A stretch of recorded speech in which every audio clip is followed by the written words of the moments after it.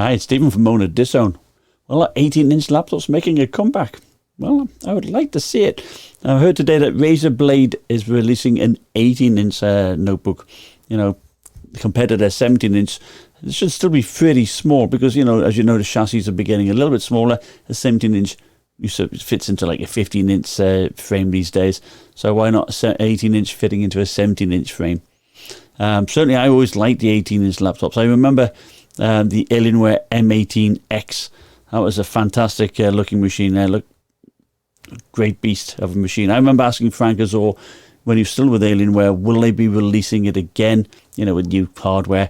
And he was saying, no, people don't want larger laptops, they want one smaller. But, you know, I find it harder and harder to see playing a game on like a 13 or 14-inch machine.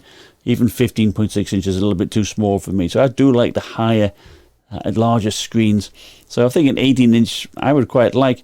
I also remember the MSI GT83 VR Titan here. It had the SLI 1080s, a mechanical keyboard.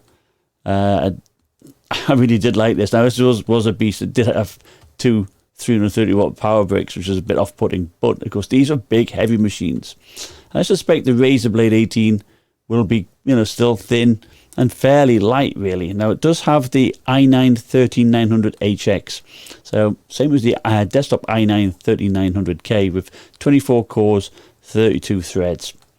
And I do say it has a boost of 5.4 gigahertz, which is good. It's got a bit more cache, 6 megabytes more cache than the current i9-12950HX.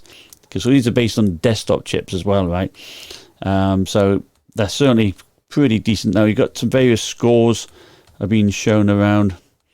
This is compared to the desktop chip. So Geekbench 5, it scored about 20,600, which is pretty much on par with the i7-13700K desktop chip. And that is pretty decent, isn't it?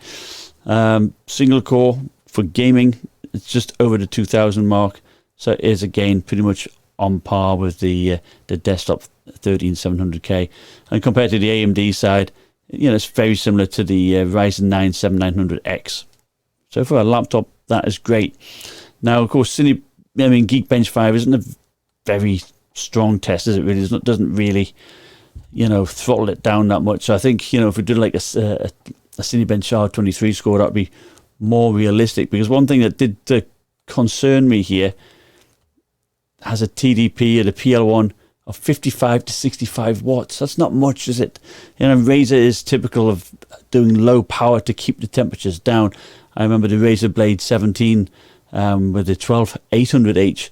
That performed the same as my Ryzen 5800H. So, you know, at 68 watts. So, of course, you're going to be paying top dollar for this. But if other manufacturers start producing these, then, you know, great, like MSI, that would be fantastic. If you compare it to some of the mobile chips here, so we've got the 13900HX here, multi-core just over 20,000.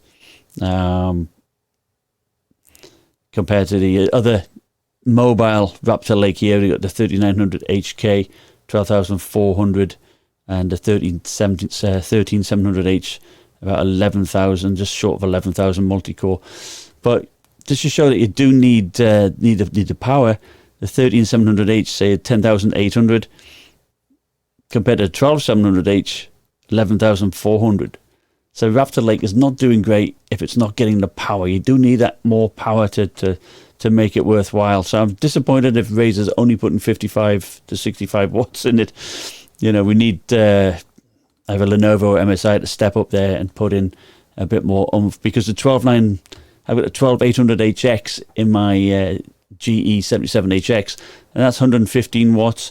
The Legion 7 does 125 watts, and I've seen people pushing up to about 135 watts on those chips. So you definitely need something like that. Now, I understand that it goes all the way up to around about 157 watts, I think, that chip, the 13900HX. So if they can develop a machine that is going to be able to cool that, you're going to have quite a beast on your hand for sure. So anyway, let me know in the comments below what you think. Do you think, you know, an 18-inch laptop, there's a market for it? So I certainly quite like the idea of it. So anyway, thanks for watching. Bye.